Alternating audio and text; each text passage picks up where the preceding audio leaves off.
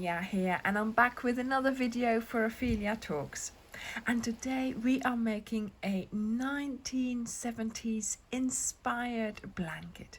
Now, I loved looking up the colorway for that sort of iconic 1970s look. I came up with several colours of Starcraft Special DK and I turned them into a blanket. I love the blanket. The effect is just so stunning. So I hope you will like it too, and I am going to show you how I made it.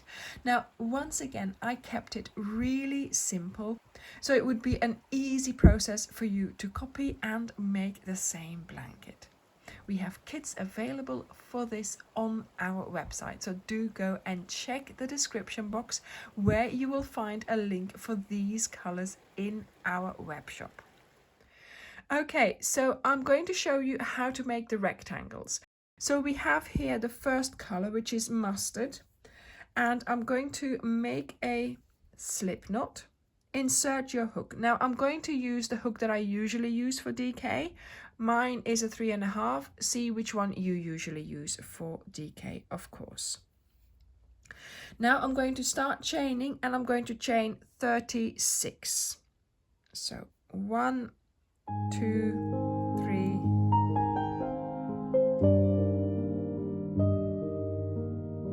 4, 5, and 6. So I have my 36 chains, and we are going to count back from the hook. So 1, 2, 3, 4, 5, and in the 6th one from the hook, you are going to go in and do a double crochet. So that means you have to yarn over, insert, pull up a loop, yarn over, pull through 2, yarn over, pull through 2. Then you do another double crochet in that same chain and another one. You see, we are starting to make our granny clusters, and granny clusters are made up of 3 double crochets in the same stitch. So here we have now a loop because we need that for our short end of our rectangle. So now we're going to work along our chain, and we are going to skip 2 chains, and working in the 3rd we are going to place another granny cluster of 3 double crochets. There we go. And this is how you continue all along your chain.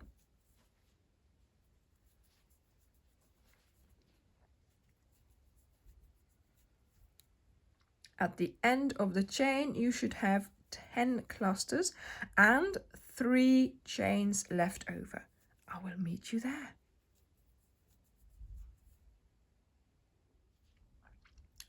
So I have my 10 clusters and I have 3 chains left over.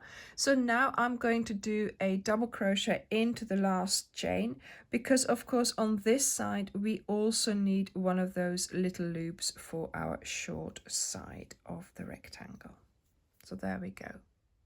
So let's do row 2. So 1, 2 chains, and you're going to place 2 more double crochets into that loop, because this is where we are and this is where our next round starts. So we have to work our way around the loop here.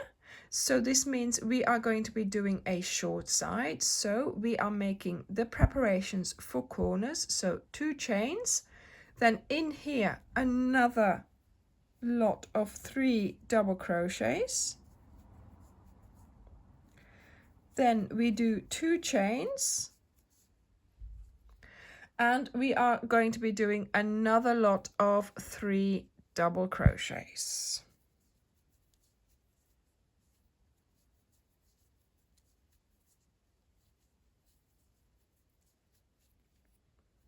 So there you go. So now we have here locations for proper corners in the next round, of course. So now we are going to work our way along the side here. So these are the long sides of our rectangle. And we are going to be placing our granny clusters around the chains here. You work your way all the way to the end to where we have our short side of our rectangle, and I will show you what to do when you get there. So I'm going to place a cluster into the loop, 2 chains, another cluster into the loop, which will serve for the base of my short side,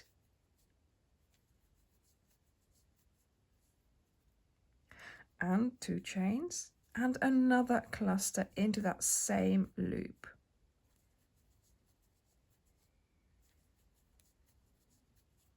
There we go. See? And once again, we have here 2 locations ready for putting proper corners on in the next round. And then of course we continue with placing our granny clusters, 3 double crochets each time, in between the clusters of the previous round. Nearly at the end of my round. Here was that first cluster we did with the 2 chains. So we're going to skip those and we go under the next V. You pick up the yarn and pull it through to do a slip stitch, closing your round. So this is the center of our rectangle. We make 12 identical rectangles, so I have to say I made all my centers first. So I did the mustard rows first, and this helped enormously in, of course, remembering what you have to do to get started and then to do your first proper round. So now we are going to go over to spice, and once again, once I had done my mustard centers, I did all my spice rounds. Okay, so once again, make a slip knot, insert your hook, and you're going to get started wherever you fancy, but I'm going to get started here so I can show you the short side. So yarn over, insert, pull up a loop, yarn over, pull through 2, and yarn over, pull through 2. So of course now you add 2 more double crochets for your first cluster. And then of course you start placing your clusters in between the clusters from the previous row. At the short side of our rectangle, we are going to have to create the corners. So we're going to place into the chain space here, we are going to place a cluster, 2 chains, and a cluster. And that has made our first corner. There we go, look. So from now on, from the next round, you will always be placing a corner into this chain space. So corner is 3 double crochets, 2 chains, 3 double crochets. So now here we are ready for another corner. So 3 double crochets, 2 chains, and 3 double crochets.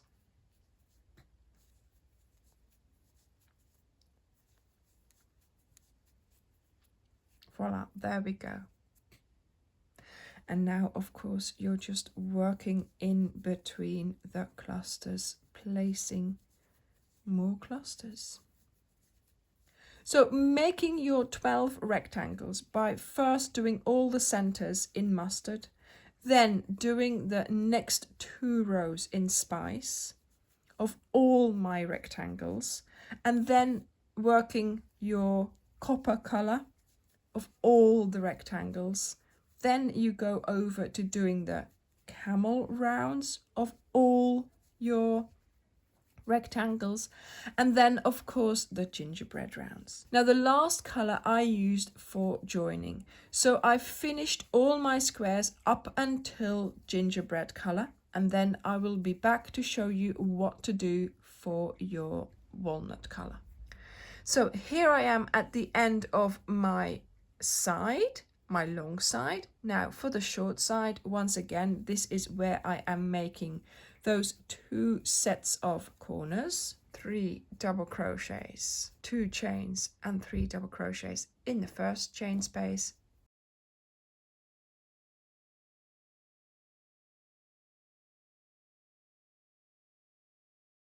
And then into the next one, the same thing. I mean, it's a lovely rectangle to make. It's so easy. Yes, of course, it's like a granny square, but of course this one is a granny rectangle. And then once you've done that second corner here, off you go again doing your clusters. So I have made it to the end of my round here. I have my first cluster. This one closes up for me. I go under the next V and I do my slip stitch to close the round. So now I'm kind of in the wrong location for continuing with the same color for a second row. So I'm going to do 2 slip stitches, one into the next stitch, one into the next stitch, and that brings me to a better location, 2 chains, and I'm going to do 2 more double crochets in between those 2 clusters there. There we go, that's my first cluster. And now of course you continue with your clusters. And then when you get to your corners here, of course you're going to place corners. So 3 double crochets,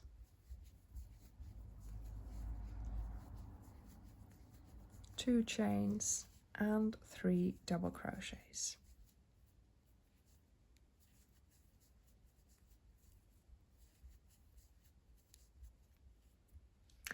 And of course now you will notice that we also have a location for a cluster on our short side. So just a cluster in between those 2 clusters there.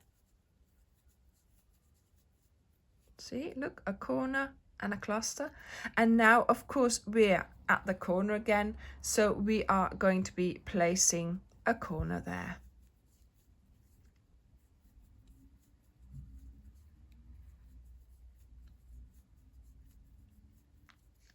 Three double crochets, 2 chains and 3 double crochets. And then of course onwards with the clusters along the long side. So you will notice now as well that each time you do this short side, there will be more clusters to be placed there. I will see you at the end of the round. Just finishing my round here with my slip stitch, and there we go. So once again, I did the 2 spice rounds on all my 9 rectangles. And then of course it was time for copper. So once again, slip knot, insert, start wherever you want and off you go. And this time it's just like doing a granny square because you are used to the corners now. You're used to placing the clusters and you have 2 long sides to do and 2 short sides to do. So do 2 rounds in the copper.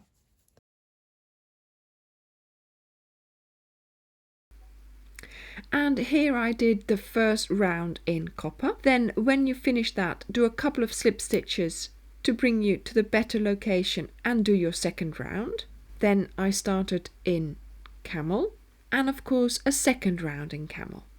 Then I started with gingerbread and of course also a second round in gingerbread. So make 12 rectangles. Once you have those, you're going to use 4 of them to get started to make your first band. So now we are going to be using walnut for joining.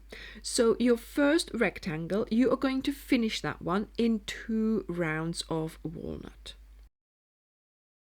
And so now we are going to start working with our second rectangle. So when you start your walnut on your second rectangle, it's important to start on the short side.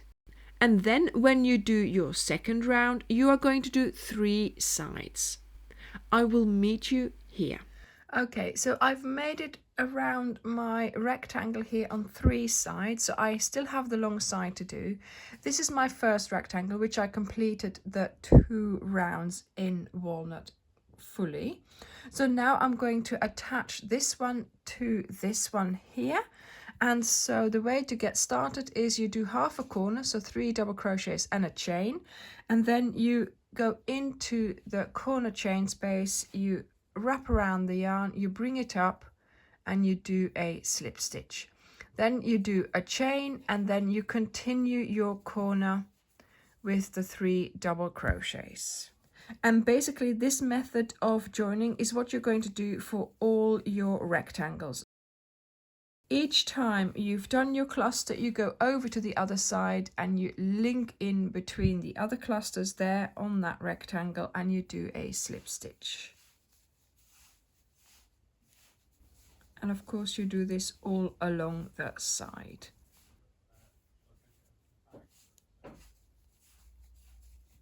When you get to the top here, to the corner, you do your 3 double crochets into the corner first.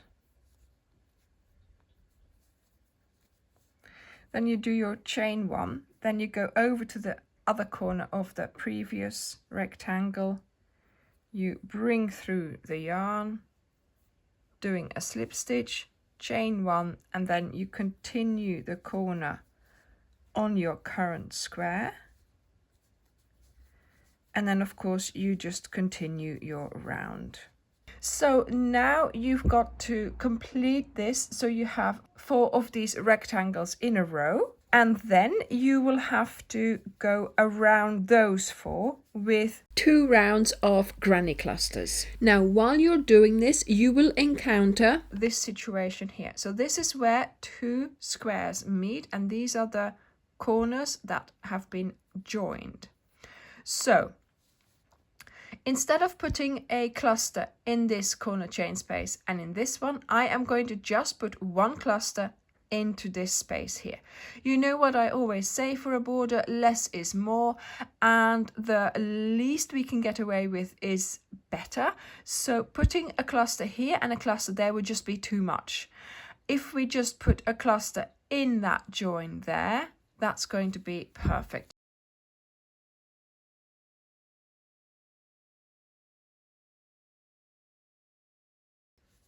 You might think that the distance is a little bit far away, but it will be fine by the time we do the second round around it. Look, that's perfect. So to construct the blanket, we are now applying the same principle as what we used for our rectangles. So we are making these bands of 4 rectangles, then putting 2 rounds of granny clusters around those. Then you construct another band of 4 rectangles, where you are going to do 1 round and then 3 sides. The 4th side you then use to attach to that first band of 4 rectangles. And then you do the same thing again. You construct another band of 4 rectangles. Then you work 1 round and then another 3 sides of the round of granny clusters, and you attach it to the rest of your blanket. Then we will do the border, where we will do 2 rounds of granny clusters around everything we have constructed. When I looked at some vintage blankets from the 1970s, I noticed that actually they did not use a different stitch for the border. So that is why I just kept on using the granny clusters, kept that same look throughout the blanket, and used those iconic colours. So I hope you will enjoy making this blanket. Once again, it was an easy way to construct it, 12 identical rectangles, and then using 1 color and 1 system, 1 technique to put them all together. My blanket is 120 centimeters by 155 centimeters, and that is 47 inches by 60 inches. I did not use all the 15 balls that are in the pack for this blanket, so you will have plenty of leftovers if you wanted to make a matching cushion or make your blanket even bigger. Thank you very much for watching, and I will see you in the next video. Bye!